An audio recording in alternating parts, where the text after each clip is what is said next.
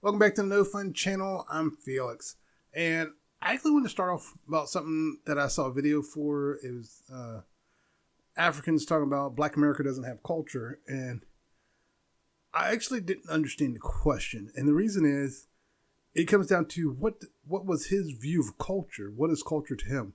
Because people's definition of culture varies from country to country, from state to state, from place to place. You can have things called nerd culture or tech culture or sci-fi culture, and black culture is not the same throughout the United States. You can have Southern black culture, Northern culture, East, West. So what's your definition of culture? And even so, even with your definition of culture, it still doesn't define what culture is to us. And I never understood Africans, black people in other countries. I never understood their obsession with Black America. And I do mean obsession. It's like they go out of the way to try to degrade Black America at every turn. And it never made sense to me. The only way it makes sense to me is that they're 100% jealous of Black America. Black America has influenced the world in so many different ways, and they have not. I've even seen where they try to say Puerto Ricans invented hip hop, and it's like, no, you didn't. Cut that shit out. And then pretty much Black America invented most of the music genres in the United States. We didn't do them all, but we did most of them, and we don't get credit for it, which is sad as well. And when we try to get back into those genres, the racism comes out. But that aside, when you have black people in other countries just attack us, it's like, what is your problem? We could literally just be minding our business. The next thing you know, we're involved in a situation, and it's like, why are we involved in this? It's like, it makes no sense. But yeah, it's just weird to me that they're so obsessed with how we view culture. And it's like, and then they attack us, America as a whole, like they'll try to attack our education system. It's like, yours is actually no better than ours. And the one thing they always go for is geography. And I stand by this. You don't need to know geography, actually. And I don't understand why they're so obsessed with it. It's like, well, you don't know geography. It's like, well, what do you mean by not knowing geography? Like the capitals of each state in the United States or the capitals of other countries? One, why do I need to know the capitals of these other countries? No, seriously, why do I need to know this? How's it going to help me? And the argument that I've heard is like, well, if you don't know geography, you don't know where you are. Yeah, you can figure out where you are. You could literally wake up in the middle of nowhere and figure out where you are if you got any brains. So knowing geography is not going to help you with that. And in this day and age, most people have cell phones and you can just Google it, see where you are, have Google figure out your location. And even if you're in a place that doesn't have data, there are ways around that too. Hook your phone up to the Wi-Fi, find a Wi-Fi hotspot and boom, you can figure out where you are. So yeah, that whole argument, you don't know geography, is stupid. And that whole argument that black people don't have culture is stupid. And again, it's like, why are you so obsessed with it? It's like, just move on. And black people know where they're from. We've been here for hundreds of years. We know where we're from. Get over it. And again, why do you care so much? And why is that the only thing you can go to? And it's like, come up with something better. Like, it makes no sense. It's still, even today, and in today's world, they still do that. It's just like, let it go.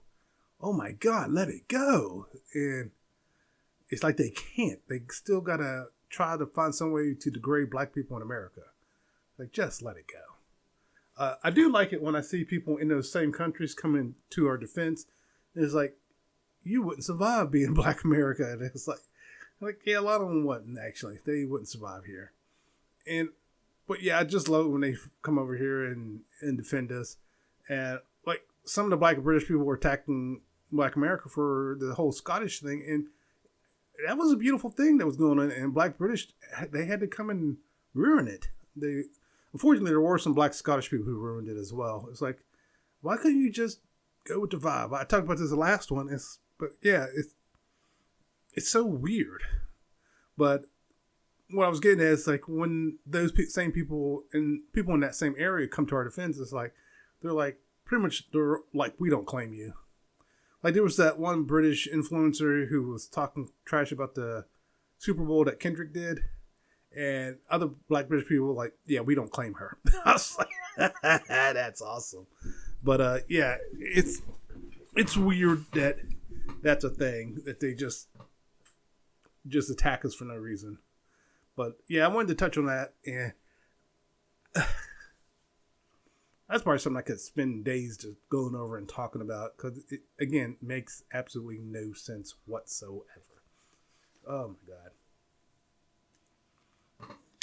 But then I guess that's just part of being jealous of Americans. You know, they're just jealous of us, and that's really literally the only way to explain it. They're just jealous of the life we lead.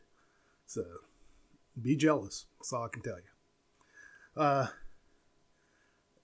But more lighter news. I had to go and get my blood drawn again today.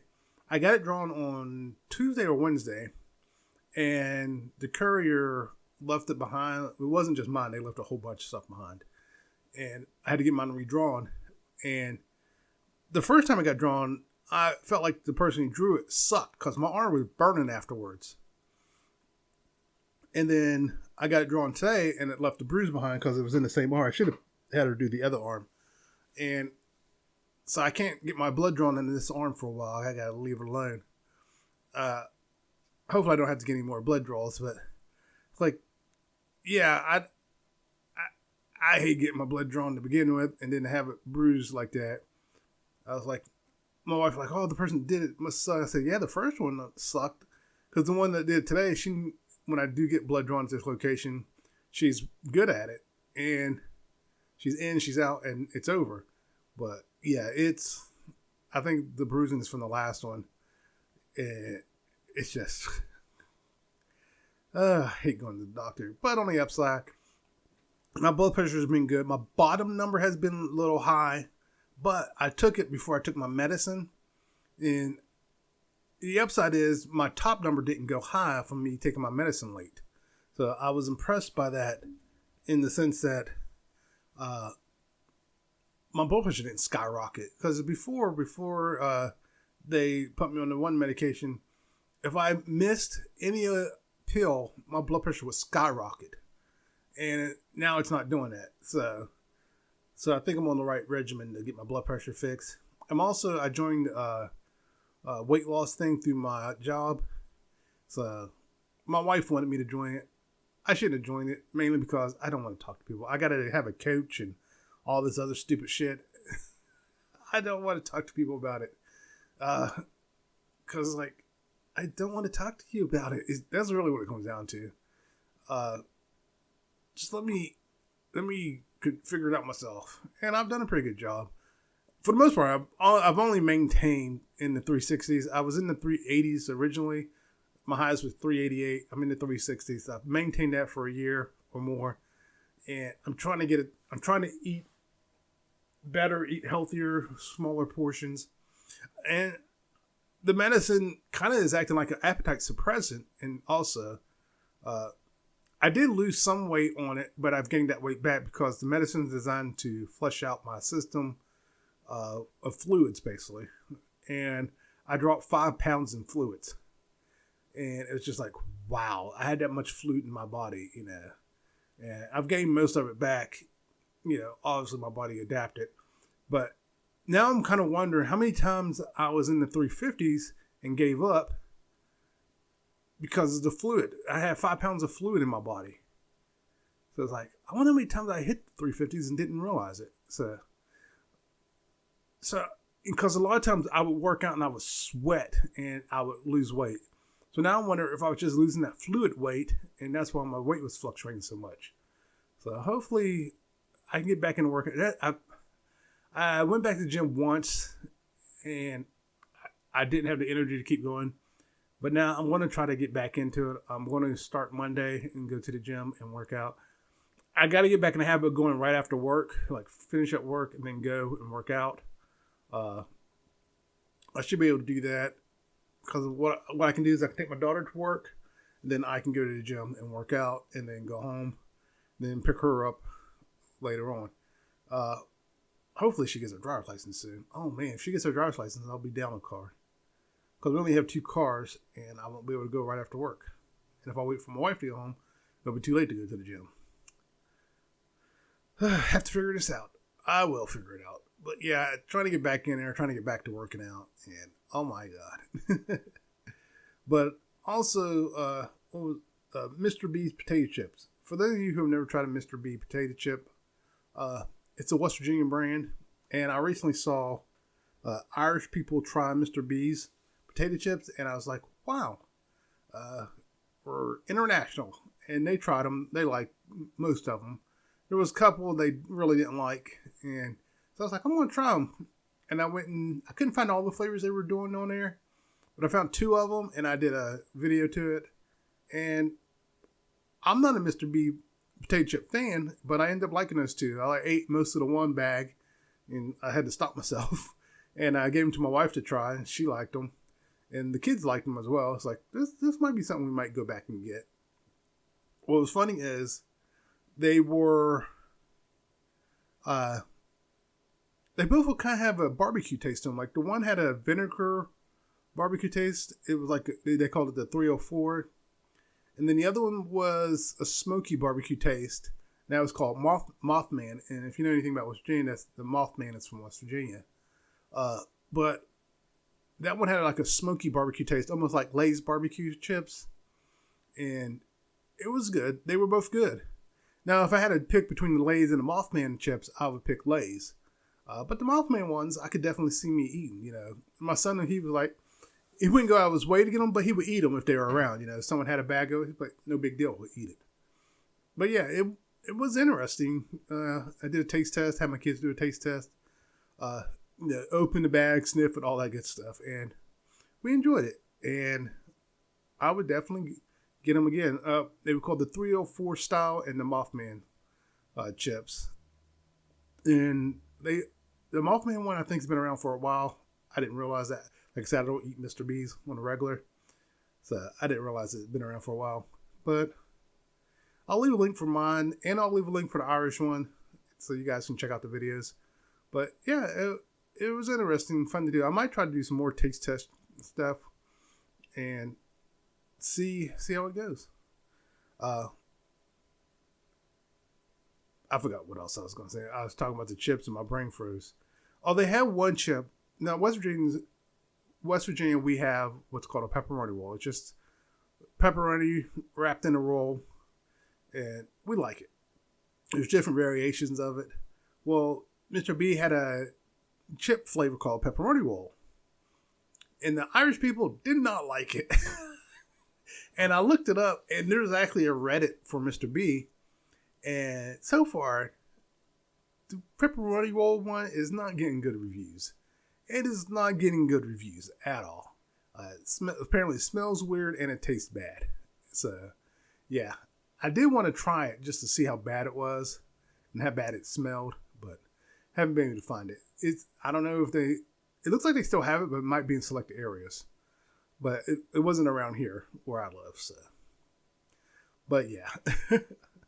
I definitely wanted to see how bad I would prefer to find little bags, but I couldn't find any little bags. But it is what it is. What was I going to...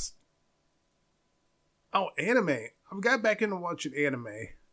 And I've been watching on Hulu. And one of the things that sucks about the Hulu watching is... Ooh.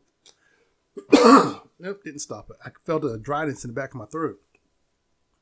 One of the things about watching anime on Hulu is you're kind of watching it through Crunchyroll, and they only give you 1 season when the show could be on its 5th season. And it's like, well, this sucks. I'm not getting Crunchyroll anytime soon. But yeah, it was just like a couple of them I watched, and I was like, I wouldn't mind a season 2 of that. And a couple I watched, and I'm like, why did I watch all this?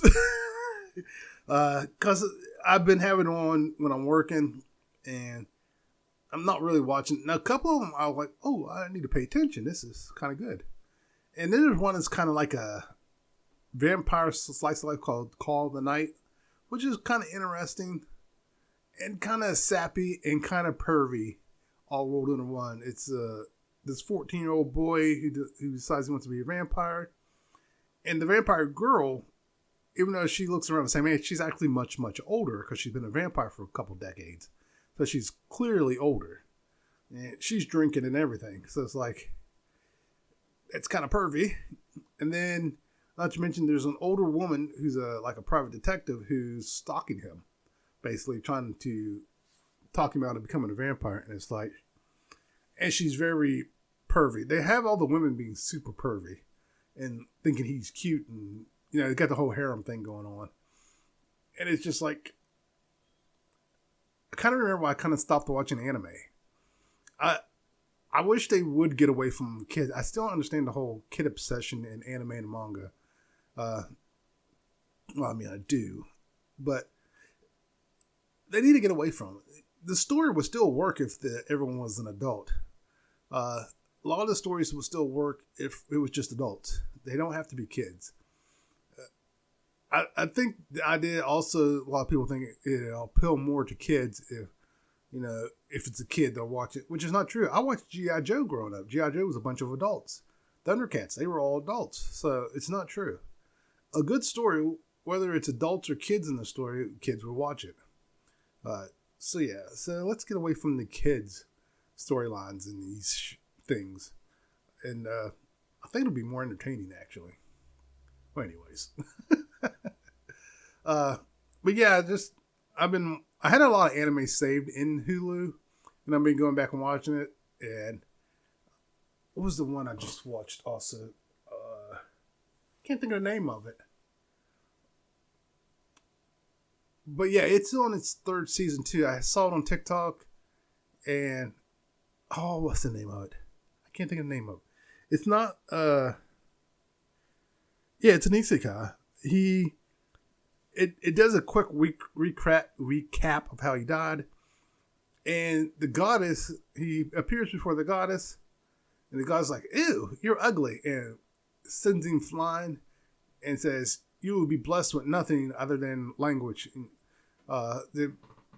But she cursed him not to be able to speak the human language. He can't speak the human language. He can speak all the other languages, but he can't speak the human language. And so he's sent there, and that's bad. But he also discovers that he's very powerful.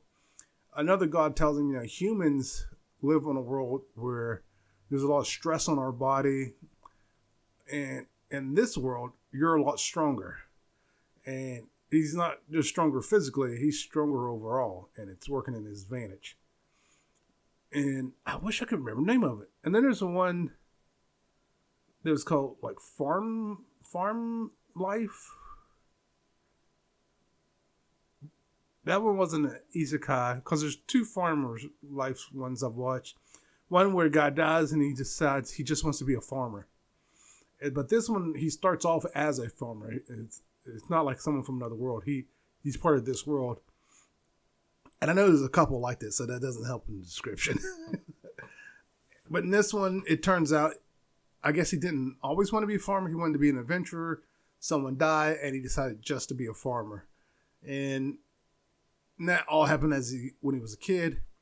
But the person who died now has come back as a demon. And he's like, "Oh, you're not dead. What is going on?" But yeah, he gets roped into being an adventurer because he saves the princess. And of course, he has his harem happening. But yeah, harem animes are weird. It's weird I come across a harem anime that's really, really, really good, in my opinion. Jobless Reincarnation started off good, and now it's doing the harem thing.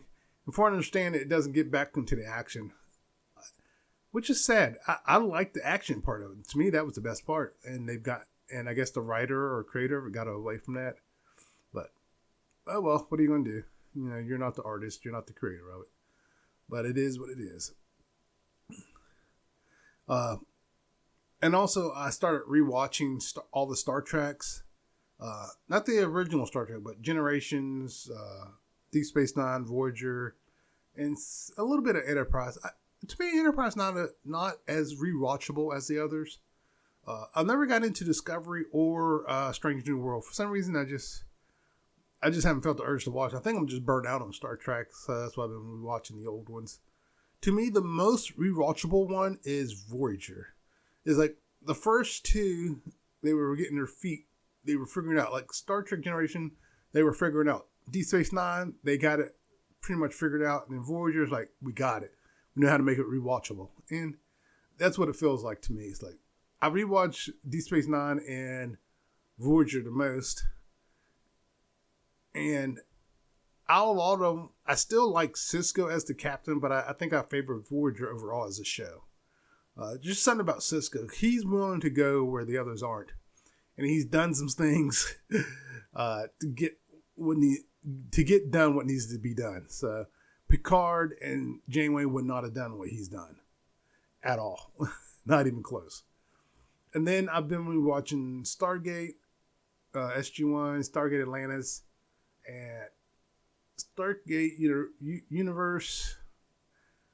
I watched Stargate Universe when it first came out, and I cannot rewatch it. Because after the first time, it got weird. I mean, it was already weird to begin with, but it's like they were trying to do all the sci-fi tropes at once. And it was just weird. And the way they had it connect to life on Earth, like they were able to send their bodies back to Earth. Like, that's stupid, you know? Because I talked about this once before. Like, they had one of the characters wind up in a paraplegic body, and I'm like, that should have never happened. That 100% should have never have happened at all. That was so stupid. But yeah, I've been rewatching all these, and I should also mention the medicine one has a side effect of itchiness, and that's why you keep seeing me itch. Oh, like, oh God. But yeah, basically what I've been into is just rewatching those shows. I've been trying to find other shows to rewatch, but I'm just not in the mood to watch anything else. So, anime and some sci-fi stuff, and that's pretty much it. I haven't been able to get into any of the newer sci-fi stuff because I feel like they're too focused on drama in the sense of how do I explain that? Because they're all about drama, but I guess it's overly dramatic, almost like a soap opera, and I think that's why it doesn't. A lot of these new ones don't appeal to me, and also they focus too much on interpersonal relationships in the sense that I don't care about your relationship, and Voyager and all of them, they have relationships too. I'm trying to think how to explain this. It's like, if the show's supposed to be about their relationship, then make the show about that. Don't give me a show that you say is about sci-fi and adventure and this and that, and then all we do is see this relationship between these two people, or three people, however the relationship's set up, and it's like, that's not what I came here for, you know. If it was supposed to be that, and it started off like that, that'd be one thing. But that's not what it was supposed to be. That's like Jarbo's reincarnation. Like I said, it got away from the adventure stuff, and now I'm not really into it anymore. I don't even know if there's another season out or anything. I just not into it. I don't know if I'll watch any more of it because it's like, yeah, because I understand even in the book it's just kind of weird. But yeah, I don't have anything against romance in the sense that if it starts off that way, the problem. Okay, let me start over. The problem I have with romantic stuff is that it's always the same. There's nothing new, you know. Or they do the woman's always right, the guy's wrong.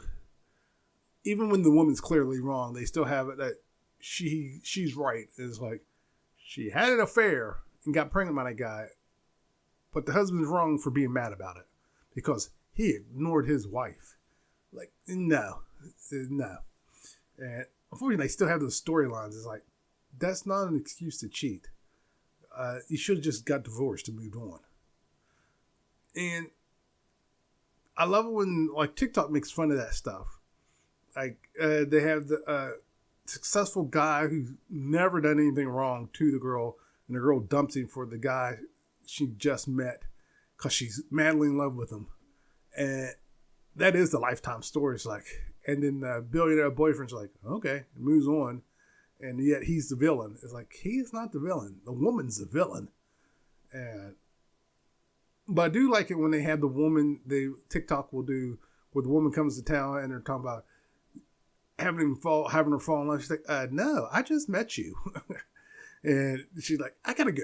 My boyfriend's waiting for me. But yeah, those are weird.